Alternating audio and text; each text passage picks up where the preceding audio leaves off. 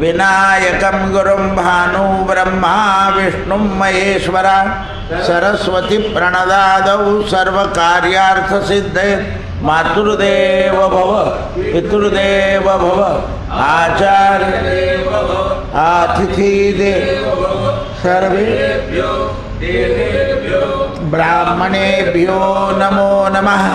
गोपाल कृष्ण भगवान लोकाभिरामं मरणरंगधीरं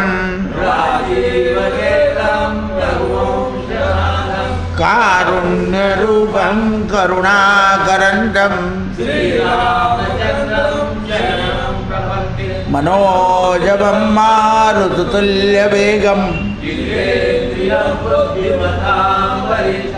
वातात्मजं वानरयूथमुख्यं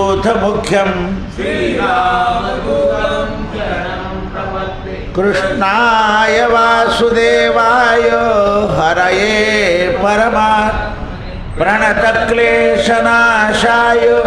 गोविन्दाय गोविन्दाय गोविन्दाय अत्रिपुत्रो तस्य स्मरणमात्रेण सर्वपाप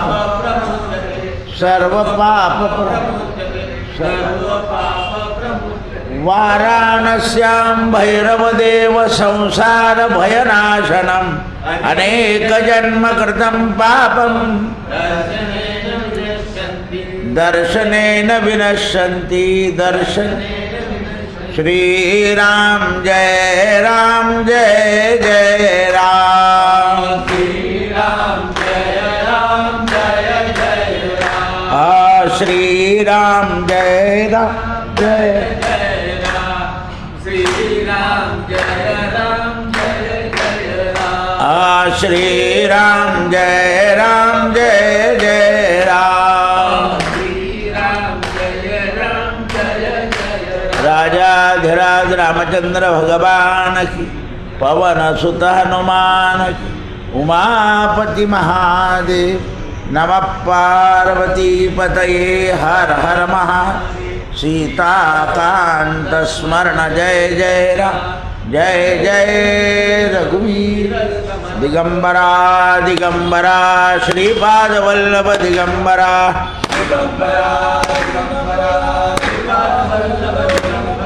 श्रीपाद वल्लभ दिगंबरा दिगंबरा दिगंबरा श्रीपाद वल्लभ दिगंबरा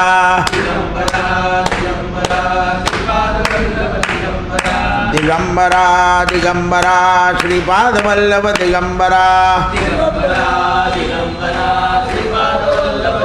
अवधूत चिंतन श्री गुरुदेव दत्त श्री गुरुदेव दत्त श्री अनंत कोटी ब्रह्मांड नायक राजाधिराज गाणगापूर निवासी भगवान की जय। आज महाभारतामध्ये अनुशासन पर्वामध्ये गायीचं महात्म्य आणि त्या वर्णन प्रसंगानं च्यवन ऋषी आणि नहुष राजाच्या संवादाची कथा। धर्मराजानं विचारलं, पितामह, कोणत्या गोष्टी पाहिल्यानं किंवा कोणाच्या बरोबर राहिल्यानं माणसामध्ये स्नेह कसा उत्पन्न होतो, संगानं स्नेह कसा उत्पन्न होतो आणि तथा गायीचं महात्म्य काय आहे हे मला आज सांगा। भीष्म पितामह म्हणाले, राजा, याविषयी मी तुला महर्षी च्यवन आणि नहुष राजाचा जो संवादरूपी प्राचीन इतिहास आहे तो सांगतो। पूर्वकालामध्ये भृगुवंशामध्ये महर्षी च्यवन यांचा जन्म झाला। यांनी व्रताचा आश्रय घेऊन, म्हणजे जीवनामध्ये माणसाला कोणत्या तरी व्रताचा आश्रय असला पाहिजे। हल्ली लोक व्रत, वैकल्य, जप आणि तप याच्यापासून आलिप्त होतात। प्रसंग आला ना की मग ते व्रत करायचं, कोणाचं पाहिलं हल्ली देखा दिया लोक खूप चालतं आणि त्यामुळे बरं नाही त्या गोष्टीचे संशय घेतात, नाही त्या गोष्टीचे संशय घेतात आणि त्यामुळे विकल्प उभे करतात. बरं आपण विकल्पात तर दुसऱ्याला एखाद्याच दिवशी तुम्ही आघाडी टाकली, झालं तुमचं, झालं विकल्पात टाकून. म्हणून हा विकल्प गेला पाहिजे आणि विकल्प ज्ञानाशिवाय जात नाही, जातच नाही. विकल्प हा माणसाला रिंगीस करतो. म्हणून त्यांनी व्रताचा आश्रय घेतला आणि पालन करताना 12 वर्ष जलामध्ये संपूर्ण प्राण्यांच्या, विशेषतः जलचर प्राण्यांच्या विश्वास त्यांनी संपादन केला. म्हणजे यांना पाहिल्यानंतर जलाशयात हे उभे राहायचे तर जलचर प्राणी सगळे त्यांच्याजवळ येऊन बसायचे, म्हणजे मगर सहित, पण त्यांना स्पर्श नाही करायचा, कारण यांनी जलाशयाचं व्रत घेतलेलं. आता बघा तुम्ही आपल्याला टी व्हीवर दाखवताना सर्पाचं प्रजा उत्पन्न करतात आणि त्याच्यातून विष काढतात. ते सर्प त्यांना चावत नाही, कारण ते त्यांचा स्नेह आणि सहवास झाला की स्नेह झाला, तो स्पर्श जाणवतो त्या प्राण्यांना, निर्भय की हा आपल्याला मारणार नाही. म्हणून ज्याचा सहवास घडतो त्याचा स्नेह वाढतो. परमार्थात काय झालं तर कोणाचा सहवास नको, कोणाचाच असं आहे. आता यांनी जलाशयावर पूर्ण विश्वास जमवला. एक वेळा देवतांना नमस्कार करून अत्यंत पवित्र होऊन गंगा यमुना यांच्या संगमामध्ये, म्हणजे कुठे, प्रयागराजाला प्रविष्ट झाले आणि काष्ठासारखे स्थिर भावाने राहिले, म्हणजे एकाच ठिकाणी. गंगा यमुनात भयंकर वेग आहे, तो भीषण गर्जना होते तिथे, तरीही गंगा यमुनाच्या नदीमध्ये ते स्थिर राहिले. त्या सरोवरावर ऋषींनी केवळ परिक्रमा करायचा असा नियम होता, पण हे त्या जलात राहिले. पाण्याच्या मध्ये राहिल्यानंतर त्यांच्या अंगावरून केव्हा केव्हा पाणी जायचं, पण ते सगळे जलामध्ये जलाचर म्हणजे जलचर हे त्यांचे प्रिय मित्र बनून गेले. आणि बऱ्याच दिवस राहिल्यानंतर एक समय मच्छीमाराने जाळं त्यांच्या अंगावर टाकून दिलं आणि यांच्या अंगावर जाळं टाकल्यामुळे त्याच्यात अनेक मत्स्य पकडले गेले. आता पकडले गेल्यानंतर यांना काढलं आणि ते मत्स्य मरण पावले. स्नेहामुळे यांचा संग घडला, पण स्नेहामुळे त्यांना मरण आलं. त्या स्थानावर त्यांची चेष्टा होऊ लागली. गंगा यमुना जलामध्ये जालात अटकले आणि दूरपर्यंत ते जाळं पसरलेलं मजबूत होतं. मल्ल निर्डर होऊन पाण्यामध्ये उतरले आणि यांच्या सहित ते जाळं ओढून काढलं. जलजंतू जीव सगळे त्या जाळ्यात बांधले गेले, मत्स्य मरण पावले. त्यावेळेला वेद पराक्रमी महर्षी जलाशयातून वरती आले, मल्लांना हात जोडून प्रार्थना केली की मी तुम्हाला नमस्कार करतो, आता तुम्ही मला सोडू नका, कारण हे जलचर माझ्या स्नेहानं माझ्याजवळ राहिले. हे मरण पावले, हे जिवंत झाल्याशिवाय या जागेवर मी उठणार आले. स्नेह, जग सगळं स्नेहानं बांधलेलं असतं, पण बांधलेली गाठ दिसत नाही. सगळं जग जे आहे ते स्नेहाने बांधलेलं आहे. मग कोणाशी भरत महाराज कोणाशी बांधले गेले? हरणाशी.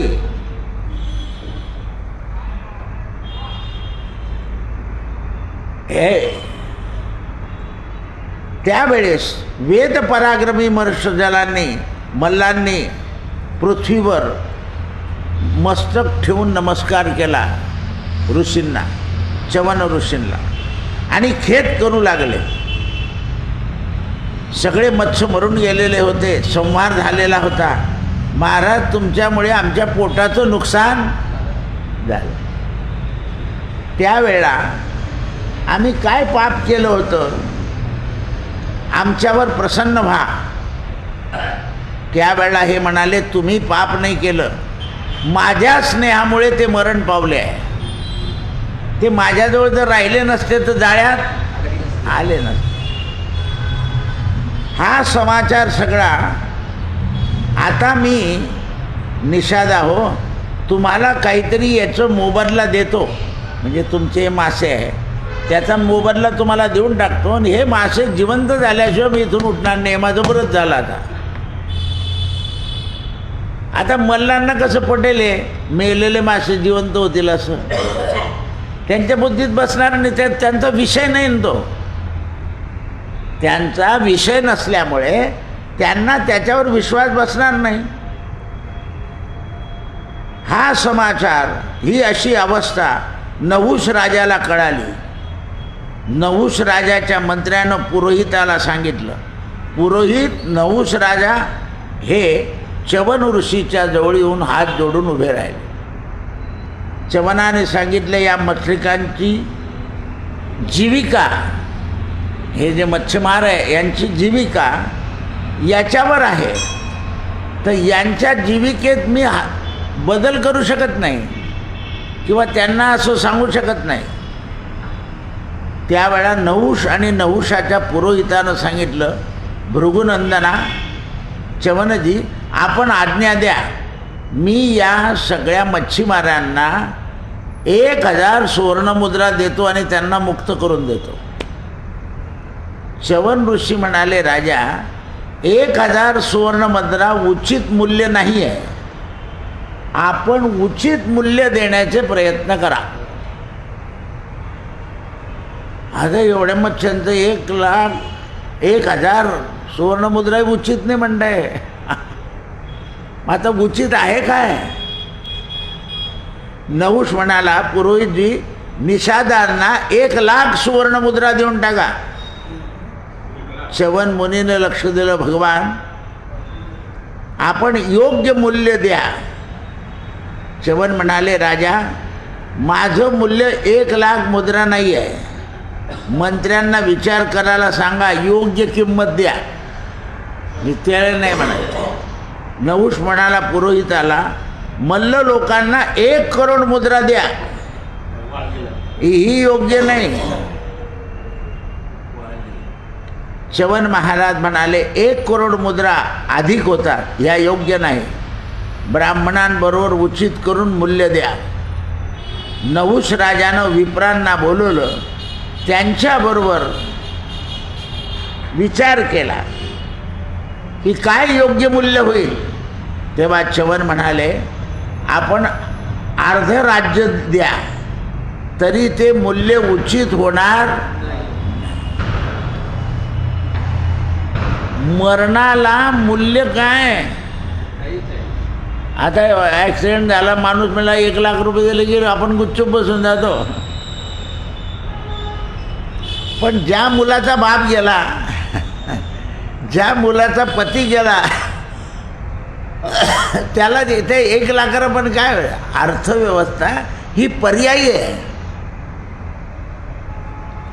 अर्थव्यवस्था काय आहे? पर्यायी आहे. वस्तूचं नुकसान झालं तर वस्तूत पैशाची भरपाई होते, माणसाच्या मृत्यूने पैशाची भरपाई नाही आहे.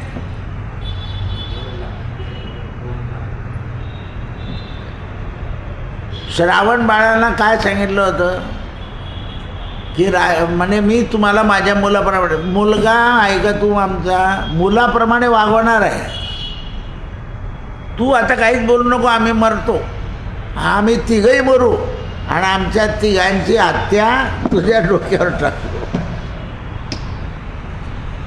राजा दशरथाला त्या श्रापाचं काहीच दुःख झालं नाही, पण आपल्याला पोरगा होणार याचा आनंद झाला. स्नेहपा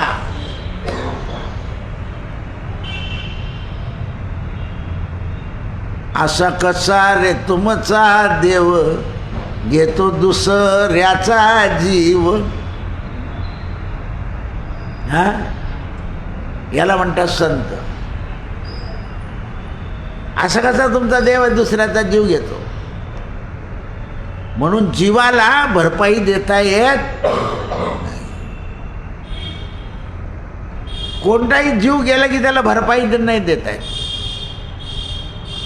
म्हणून ज्याने जीवाची हत्या केली त्याला शिक्षा हत्याच आहे. त्याचा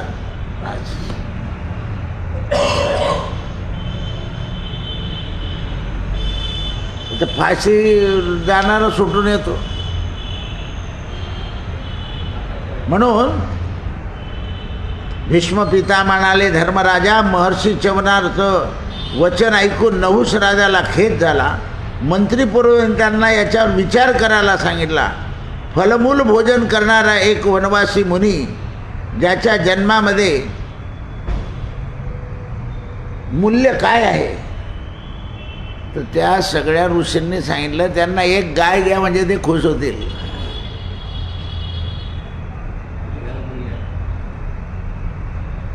असं आहे. म्हणून नहुष समीप आले, संबोधिलं, महाराज, ज्या ऋषींना संतुष्ट करायचं असेल त्याच्यावर उपाय शीघ्र करा की ते संतुष्ट होते. नहुष म्हणाला, भृगुनंदन च्यवन मुनी, जे योग्य मूल्य आहे ते दाखवा, म्हणजे आमच्या कुलाचा उद्धार होईल. मंत्री पुरोहित आघात दुःखामध्ये समुद्रात बुडून जात आहे आणि दुःख करताय. भीष्म म्हणाले, नहुष राजाचं वचन ऐकून महान प्रतापी मुनी राजा मंत्र्यांना आनंदित करण्याकरता म्हणाले, ब्राह्मण सर्व वर्णात उत्तम आहे, त्याला गायीचं मूल्यच महत्त्वाचं आहे, बाकीचं मूल्य महत्त्वाचं नाही. म्हणून कोणत्याही यजमानाकडे काही कर्म असलं तर गव्हाची रास करायची, तिला गाय समजायचं, ती दान द्यायची, मग पूजा सोडायचं. गोदान प्रीत्यर्थम यथाशक्ती दक्षिणान गोमुद दानं करिष्येत, हे संकल्प करावे लागतात प्रत्येक वेळा. गव्हाची एक रास करायची, गोमुद दान म्हणजे गायीच्या प्रीत्यर्थ दान, किंवा गाईला चारा घाला, अमुक घाला असं सांगावं लागतं. ब्रह्मकर्मामध्ये गोदानाशिवाय ब्रह्मकर्माला सुरुवात नाही. म्हणून गायीची पूजा करून शंकराचार्य वगैरे हे अशा प्रतिमेची पूजा नाही करत. प्रत्यक्ष गाय बरोबर असते, त्यांच्या गाडीला एक ट्रक असते, आणि त्या ट्रकमध्ये रोज गायीची पूजा केल्याशिवाय देवाची पूजा नाही. आपल्याला प्रतिमा ठेवावं लागतं. एवढी समोर प्रतिमा ठेवल्यावर ठराविकच लोक तिला हात लावू शकतात, बाकीचे नुसते पाहून घेतात आणि चालले जातात. कारण तिच्या स्पर्शाशिवाय मनुष्य शुद्ध होत नाही, आणि ती शुद्ध झाल्याशिवाय तो दर्शन घेऊ शकत. म्हणून गोमुद्रान पदर्श असं करावं लागतं.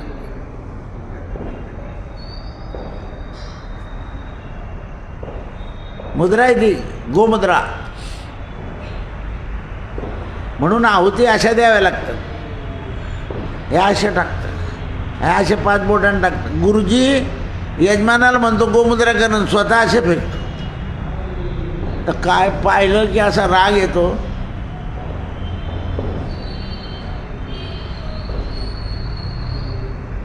यजमानाला म्हणतो अशी माळ ओढ, आणि तो अशी ओढतो. म्हणजे कारण आचरलंही केव्हा जाईल, जेव्हा ईश्वरी निष्ठा असेल तेव्हा. जर ईश्वर निष्ठा नसेल, काल माझ्याजवळ एक विद्यार्थी बसला होता, तो मला म्हणाला, हे सगळं आपण ऐकतो, मग आचरणात काय नाही. म्हटलं आहार बिघडला आहे, आहार बिघडला आहे. आता या युगात दूध स्वच्छ राहिलं नाही. चंदू भाऊ बसलाय ना, याने मला सांगितलं, मग डॉक्टरने नातवाला गाईचं दूध बी नाही सांगितलं म्हणे. तर आज मी एका डॉक्टरनं म्हटलं का हो गाईचं दूध का नाही? म्हणे दादा एवढं गाईचं दूध मिळतं आहे का, त्याच्यामध्ये युरियाचं दूध कालवलं जात आहे. म्हणून त्या डॉक्टरने याला सांगितलं की पावडरचं दूध पाजा, म्हणजे दुधाची जी पावडर केली आहे त्याचं दूध पाजा. तो बस बसला याचा, त्याचं दूध पाजा, पण पिशवीतलं दूध पाजू नका.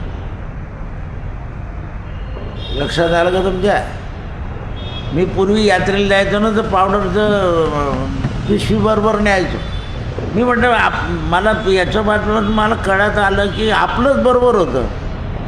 आपण कशाला त्या अमोलवर भरोसा ठेवला? कारण अमोलचं कुठे मिळतं, काशीला मिळतं, द्वारकेला मिळतं, कुठे मिळतं. पण ते इतकं दूध त्याच्याजवळ असेल का? द्वारकेला जाताना त्याचं ते अमोल डेअरी बी पाहिले, मिठापूर पण पाहिलं, इथपर्यंत आहे. ते पारवाळला सापडला होता नेता तुमचा, असं आहे ते. कुठे काय निकाल लागला त्याचं, काय झालं, काही नाही. म्हणजे हे असं आहे ते. काही युरिया, काही चुना, आणि मग त्याच्यात दूध.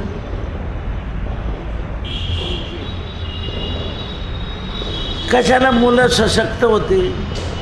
जे पावडरचं दूध चांगलं आहे, पण हे नाही.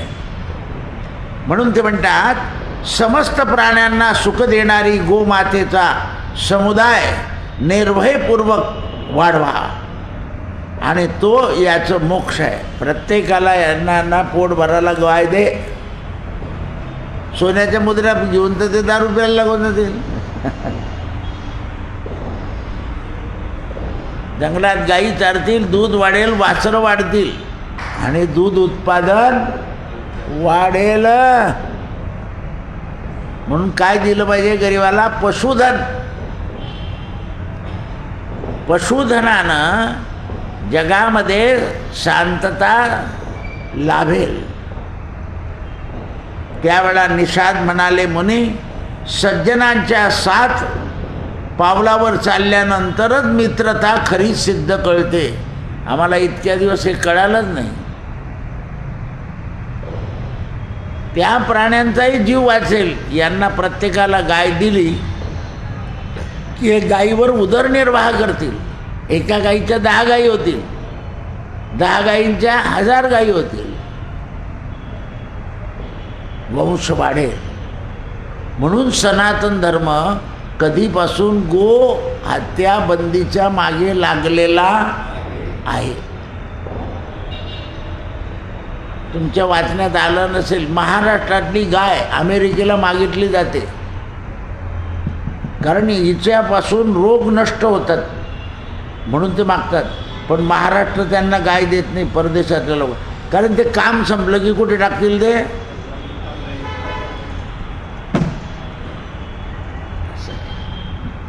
म्हणून ज्याच्या घरी गाय त्याच्या घरी विठ्ठलाचे पाय.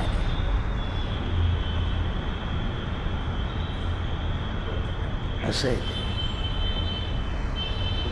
हे तुकाराम महाराज सांगून गेले 350 वर्षापूर्वी.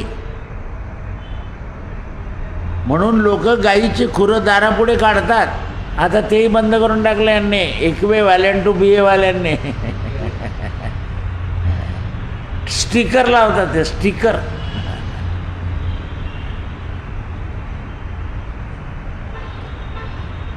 गोरज कण जे आहे, म्हणजे गायीच्या पायाचे कण, ते इतके पवित्र आहे की जगामध्ये कुठलीच बाधा होत नाही. त्याने पळे भूत बाधा निघून जाते. तुम्ही तावितात घालून गळ्यात बांधून घ्या, कधीच विकल्प येणार नाही तुम्हाला. तुम्ही त्या फकीराकडून तावीज घेऊन याल, पण ते नाही मानणार. जैनुद्दीन असं आहे ते.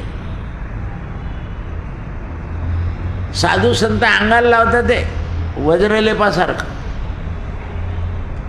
म्हणून आमचे गजाननराव गरुड होते ना, शेंदुर्णीकर, त्यांना जर गाडीने जाताना काय ड्रायव्हरला थांबव रे, ते उतरायचे, नमस्कार करायचे, स्पर्श करायचे आणि मग गाडीत बसायचे. किती वेळा पाहिलं मी. एकदा ते मी याला चाललो होतो ओंकारेश्वरला, त्या गाडीच्या डब्यातून जाता जाता गाई दिसले, ते तिकडे पाहायला लागलं ना हात जोडले. म्हणजे बापू काय तुम्हाला कोणता देव दिसतो इकडे हात जोडल्याचं? गुरु 33 कोटी देव दिसत आहे म्हणे. पा इतकं लक्ष होतं. म्हणजे तेव्हा मी 11वीला असेल, त्यांच्याबरोबर गेलो तेव्हा. बापू तुम्ही इकडे कुठे पाहून राहिले? म्हणजे गुरु 33 कोटी देव पा किती चालले. इतकं निरीक्षण होतं. ज्याला त्याचं महत्त्व आहे, ज्याला गाय स्वप्नात दिसली तो भगवंतापेक्षाही श्रेष्ठ आहे. गाय स्वप्नात येणं सोपं नाही आहे. समजून घ्यायचं आपल्या कुळाचा उद्धार झाला म्हणून लोक गाय बळजबरी स्वप्नात येण्याकरता कृष्णाचं आणि दत्ताचं चित्र डोळ्यासमोर धरतात की त्या निमित्ताने त्यांच्या मागे काय असते. म्हणून तेच चित्र डोळ्यासमोर आणतात नेहमी, दत्ताचं आणि कृष्णाचं. देहुडा चरणी वाजवितो वेणू, गोपिका रमणू स्वामी माझा, देखी लागे माये यमुनेच्या तीरी. देवाची टाच गाय चाटते आहे. इतके प्रयत्न असतात संतांचे ही कशी गाय येईल. तर दत्ताचं स्वरूप डोळ्यासमोर आणायचं. आणून पहा, अत्रिपुत्रो महातेजो दत्तात्रय महामुनी. तुकाराम महाराजाजवळ बसले तुम्ही. अत्रिपुत्रो महातेजो दत्तात्रय महामुनी, तस्य स्मरण मात्रेण सर्व पाप प्रमुच्यते. सगळ्या पापाचा नाश होतो.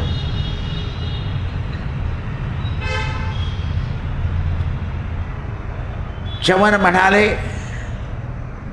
की अशा गोदानाच्या प्रभावाने तुमच्या सगळ्यांचे पाप दूर होतील आणि जलामध्ये परत ह्या सगळ्या मच्छा उद्धरतील. आणि जर नाही उद्धरल्या तर यांना असेचे असे स्वर्गात पाठवण्याचं सामर्थ्य माझ्यात आहे. भीष्मपिता म्हणाले, तदनंतर अंतःकरणानं महर्षी च्यवनानं आपल्या प्रभावाने मल्लांना मच्छाच्या प्रित्यर्थ गायी दान दिल्या. नहुष राजाला आश्चर्य वाटलं की गोदानाचं धन इतकं महत्त्वाचं आहे. आणि राजाने सांगितलं की प्रत्येकाच्या घरी 10 गायी पाहिजे माझ्या राज्यात. बापा वाढला. सगळ्यांनी गायी सांभाळा. गाय सेवा. नहुष राजा उद्धरून गेला गोदानामुळे.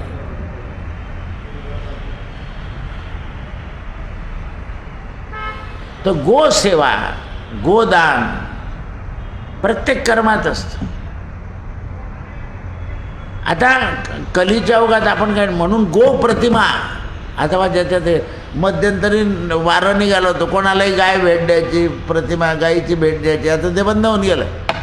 आपल्याकडे काही गोष्टी सुरू होता, त्याचा एवढा बाजार करून टाकतात, नंतर ते एकदम बंद होऊन जातं. म्हणून कुठल्याही गोष्टीचा बाजार न करता काम चालू ठेवलं पाहिजे. आता लग्नातलं ना काही बाया म्हणतात, पण दादा मग ती गाय चांदीची गाय बी देऊ का, पडते कुठे टाकून देईन ना ती आपली बापकटवाली. पोरीची तर गॅरंटी नाही आहे. हां, अशा तर पोरी आहे. कशा करता उगाच नाटक करता. आता ऐकलं ना, लगेच पोरीला गाईच्या प्रतिमा द्यायची तयारी होऊन जाईल.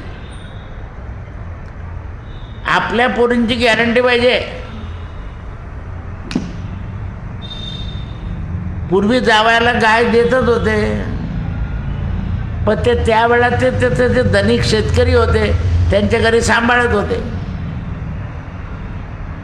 देश, काल आणि परिस्थिती असं सांगितलं आहे की मुलीच्या पहिल्या मुलाचं सगळं दूध इकडच्या आजोबांना द्यायचं नानाजीने, म्हणून ती गाय द्यायची आहे. असं जर सांगितलं, लोक प्रत्येक जावई म्हणेल पहिल्या मुलाच्या दुधाचे पैसे आणा तुमच्याकडे. म्हणून आम्ही सांगत नाही. म्हणून ते म्हणतात, राजा धर्मराजा तुझा प्रश्न कळाला की जगामध्ये गोदानासारखा स्नेह नाही. आणि नहुष आपल्या च्यवनमुनी प्राण्यांच्या सहवासात राहिले जलाच्या, म्हणून त्यांना त्यांचा स्नेह झाला आणि त्यांच्या तपोबलानं ते मेलेले प्राणी स्वर्गाला त्यांनी पोहोचून दिले. अशा या तुझ्या प्रश्नानुसार तुला प्रसंग समजला. याचा स्नेहाशी काय संबंध आहे? तर स्नेह गायीशी करा, धर्मानुकाल स्नेह पाहिजे. धर्मानुकाल स्नेह पाहिजे. गावामध्ये एक दीक्षित म्हणून सर होते RR मध्ये. त्यांच्याकडे एक मनुष्य असा बदलीनं राहायला आला होता. तर त्यांचा दोघांचा एवढा स्नेह जुळला होता की घरातले पोरंसुद्धा म्हणायचे आपल्यापेक्षा जास्त. मग ते मुद्दाम बोलायचे, तो येईल ना तुम्हाला उचलाला. तर दैवयोगाने ते ज्या दिवशी गेले त्या दिवशी या माणसाला काय झालं की नागपूरची ड्युटी मिळाली मुंबईवरून, आणि ती गाडी नागपूरच्या पुढे न जाता जळगावला थांबली. जाणार नाही, आज गाडी सुटणार नाही असं झालं. आणि ते उतरले आणि त्यांच्या दारापुढे गेले तर अंत्ययात्रा होती. म्हणजे तो मनुष्य पोहोचला, तिसरा मनुष्य मानसपुत्र उचलाला. मी समोर होतो तिथे. ते सगळे म्हणाले का होतो भाऊ तू कसा आला रे? अरे काय म्हणे माझी गाडी जात नाही नागपूरला. मी उतरून गेलो की अण्णाला भेटून घेऊन मग संध्याकाळच्या गाड्यानं जाऊ. अरे अण्णा गेले उतर. तर स्नेह इतका कठीण असतो.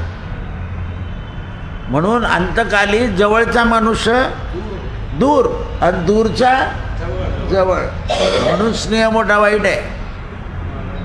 बबी आली तर आली, नाही तर न आलेली बरी असं आहे आपल्याला. म्हणून स्नेह नहुषाला सांगितलं की तू राजा आहे, तू धर्माचा स्नेह ठेव. गाय म्हणजे काय आहे? धर्म आहे. आणि तू स्नेह ठेवशील तर तुझ्या मागोमाग प्रजा स्नेह ठेवेल. या महर्गतेनं काही गोष्टी कमी करून टाकल्या. खेड्यामध्ये शेतकऱ्याला सुद्धा गाय पाळणे कठीण झाले. उभे नाही राहू देत. हा तुम्ही गाय रान खाऊन गेले ना.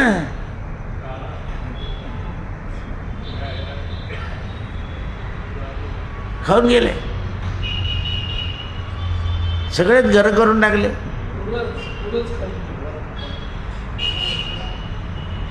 काही ठेवलं नाही. म्हणून ते म्हणतात सारे प्रसंग तुला स्पष्ट करून सांगितले. तुझ्या राज्यात गोधनाची वृद्धी करशील तर हा गोपाल तुझ्याकडे चांगल्या दृष्टीने हा बसलाय समोर. गोपाल भीष्म प्रत्येक गोष्ट प्रॅक्टिकल करताय. हा बसलाय बाय. म्हणून गाई चारल्या ना द्वापार युगामध्ये.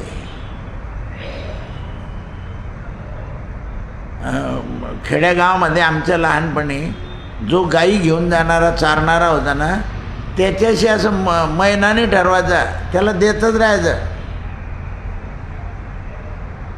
त्याला काय माहीत नव्हतं तो सेवा करत होतो काय, त्याला पगार देतं का? देत राहा, त्याला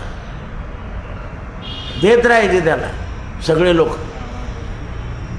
त्यामुळे तो प्रसन्न राहे. आता जो चारतो बरं, त्याला वडाळ गाय, चांगली गाय सगळं न्यावं लागतं अरण्यामध्ये. काही लोक आपल्या शेतातलं गवत काढून मुद्दाम रस्त्यात टाकून देत की येता जाता जनावरांनी खाल्लं पाहिजे. माझं गोशाळेमध्ये लोक मेथीचे घेऊन पाठवता का नाही? कारण हिरवं गेल्याशिवाय दुधोत्पत्ती नाही. प्राण्यांना 4 स्तन दिले, धर्म अर्थ काम आणि मोक्ष. आणि शेतकरी एका स्तनाचं दूधच काढत नाही, वासराला पिऊ देतो. म्हशीचं स्तनात दूध जास्ती असतं म्हणून थोडं काढून घेतो, पण गाईच्या एका स्तनाला हात लावत नाही, तो 3 स्तनाचं दूध काढतो. आता काय झालं माहीत नाही, एखाद्याने काढलं तर हात बळव, ते वासरू खूप खेळाबिळायला लागलं, चारा खायला लागलं तर मग जास्ती काढायचं, नाही तर नाही काढायचं. आणि त्याच्या तोंडाला फेस आला की त्याला बाजूला बांधून द्यायचं, ते जास्ती पिऊ द्यायचं नाही. फेस येतो लहान वासराचा. गुरुचरित्रामध्ये कथा आहे, गुरुनं सांगितलं दूध प्यायचं नाही तर तो फेस खायचा गाईच्या याचा, त्याच्यावरही धरपुष्ट झाला, तोही बंद कर म्हणे. गुरुचरित्रात कथा आहे. म्हणजे गोसेवेचं महत्त्वाचे सिद्धांत सांगितले. धर्मराजाला आनंद झाला. धर्मराजा म्हणाला, महाराज तुम्ही मला राजा कुशी आणि चवन मुनीचं उपाख्यान सांगा, कारण मुनीद्वारा राजाची धैर्य परीक्षा होते. चवन मुनी काय करतात, तप तर करतात, पण ज्या भागात तप करतात त्या भागातला जो राजा आहे त्याची परीक्षा पाहतात. आता नवसाची परीक्षा पाहिली, आता कुशी राजाची परीक्षा उद्या पाहतील. कृष्णार्पणमस्तु. सत्यगुरु राये कृपा मद केली, सापडविले वाटे जाता गंगा स्नाना.